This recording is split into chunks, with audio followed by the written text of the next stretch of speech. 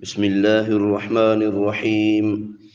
إن الذين كفروا وماتوا وهم كفار أولئك عليهم لعنة الله والملائكة والناس أجمعين۔ بے شک وہ لوگ جنہوں نے کفر کیا اور کافر ہی مرے، ان پر اللہ اور فرشتوں اور انسانوں کی سب کی لعنت ہے۔ سب سے بدبخت آدمی کفر پر مرنے والا ہے، سب سے بدبخت آدمی، اگرچہ اس کی ساری زندگی اعلیٰ درجے کی عبادت میں گزری ہو، ریاضت میں گزری ہو اور تبلیغ اور خدمت دین میں گزری ہو ساری زندگی، اس کی اگر موت کفر پر ہوئی ہے تو یہ سب سے بدبخت آدمی ہے۔ تو کفر پر جس کی موت واقع ہوتی ہے، جو کفر پر مرتے ہیں، ان پر اللہ تعالیٰ کی بھی لعنت ہے، فرشتوں کی بھی لعنت ہے اور تمام انسانوں کی بھی لعنت ہے۔ اس آیت مبارکہ سے معلوم ہوا کہ مرتے وقت ایمان کی دولت سے محروم رہ جانا یہ سب سے بڑی بدبختی ہے۔ مرتے وقت ایمان کی دولت نہ ملنا، ظاہر ہے جسے ایمان کی دولت نہیں ملے گی تو اس کا کفر پر خاتمہ ہوگا، تو یہ سب سے بڑی بدبختی ہے۔ اور اس وقت ایمان کا سلامت رہ جانا، مرتے وقت ایمان کا سلامت رہ جانا، یہ بہت بڑی سعادت کی بات ہے، بہت بڑی کامیابی ہے کہ بندہ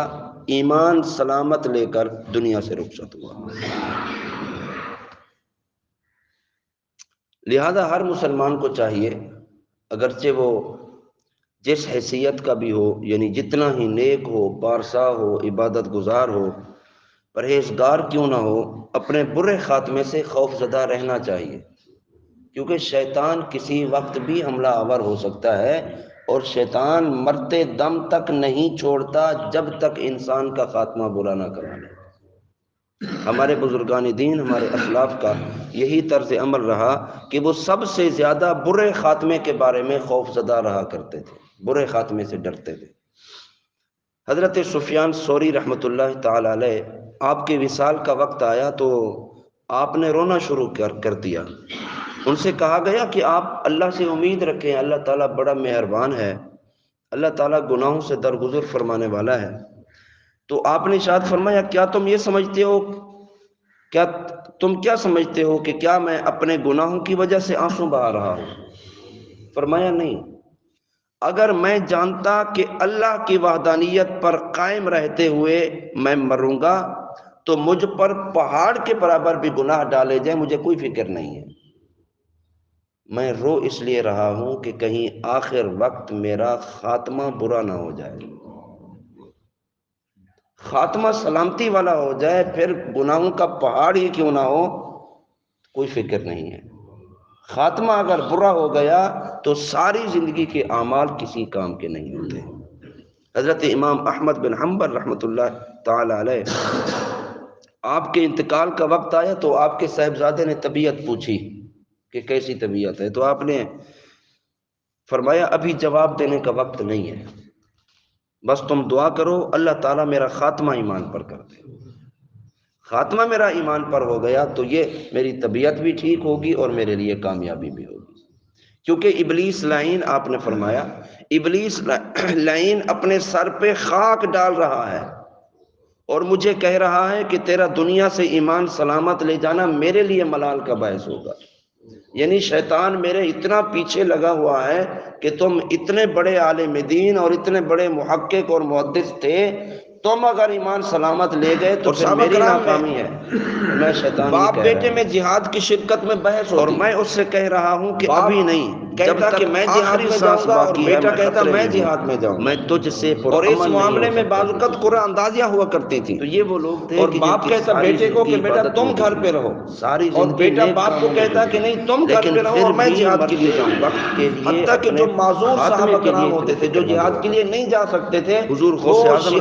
شہادت کی تڑپ رکھتے تھے اور اپنے آپ کو شہید ہو جانا، زندہ رہ جانے سے، لیکن خوف خدا کا یہ عالم ہے کہ آپ اندازہ نہیں کر سکتے۔ آپ فرماتے ہیں کہ لوگ کہہ رہے ہیں کہ کل عید ہے، کل کی وجہ سے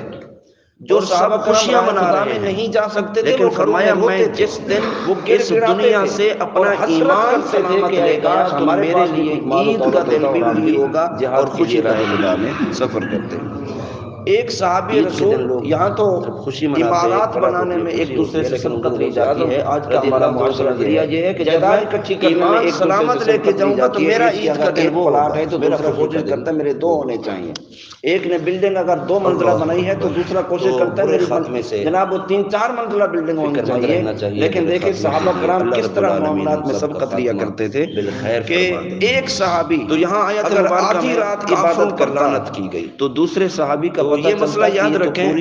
کسی شخص کے کفر پر مرنے کا ایک صحابی رسول اگر 1/3 قرآن کی تلاوت کرتا ہے تو دوسرے کا پتہ چلتا ہے یہ تو آدھا قرآن پاک تلاوت کر لیتا ہے، کسی کا خاتمہ سبحان اللہ۔ تو یہ تھی کا مطلب یہ ہے کہ فلان اس کا بالکل خیرات نیکی کے معاملات میں لیکن کسی کا کوئی پتہ نہیں کہ کیسے اس کا خاتمہ ہوا تو پھر اس پر کفر کا فتویٰ نہیں، ایک بندے کا پتہ چلا کہ یار ماشاءاللہ فاسق و فاجر بھی نہیں کہہ سکتے، کافر بھی نہیں کہہ سکتے، نوافل بھی پڑھتا ہے، ممکن ہے تو پھر دوسرا بھی ثبت کرے کہ وہ نماز تہجد کی پابندی شروع کر دے، وہ دوسری نوافل کی پابندی شروع کر دے۔ لعنت کرنے کے لیے کسی کا قرآن پاک کا 1 سپارہ پڑھتا ہے تو دوسرا یہ ثبت کرے کہ وہ لعنت کرنے سے منع کیا ہے، 2 سپارے قرآن پاک کی تلاوت کرنے کا کسی کی طرف اشارہ کر کے یہ ہے نیکیوں میں سبقت کرنا۔ اللہ رب العالمین ہمیں بھی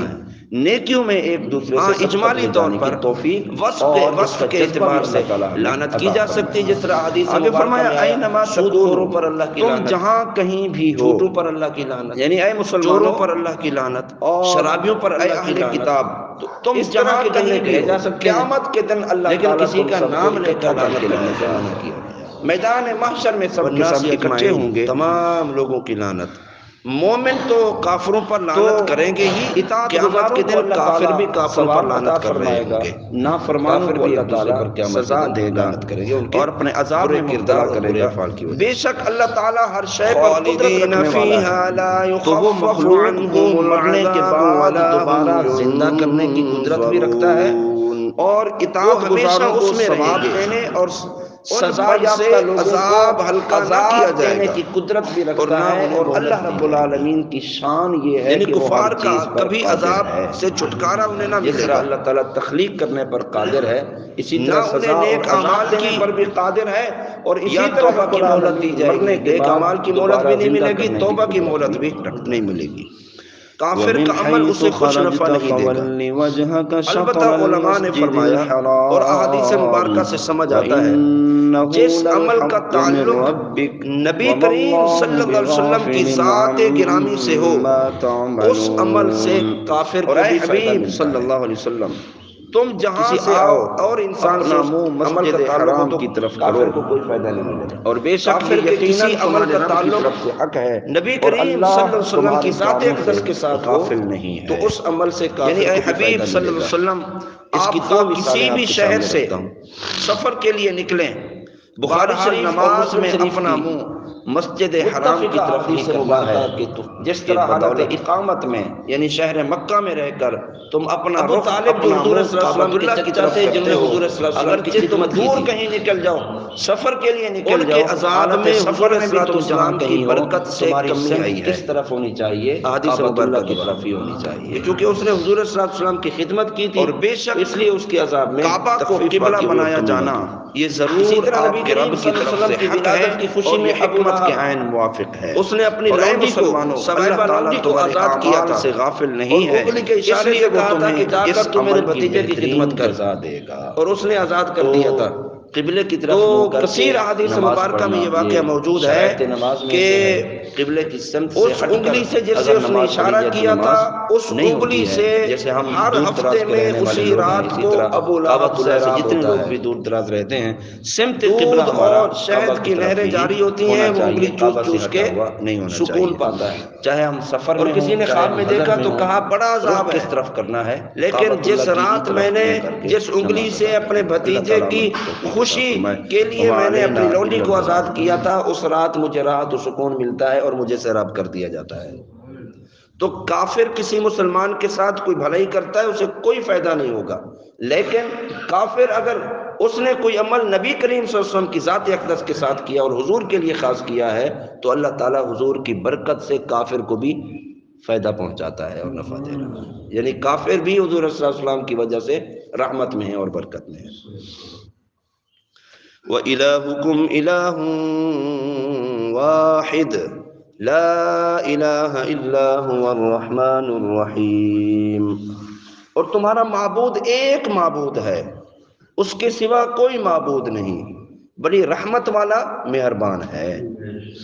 کفار نے حضور اکرم صلی اللہ علیہ وسلم سے اللہ تعالیٰ کی شان اور وصف معلوم کی تھی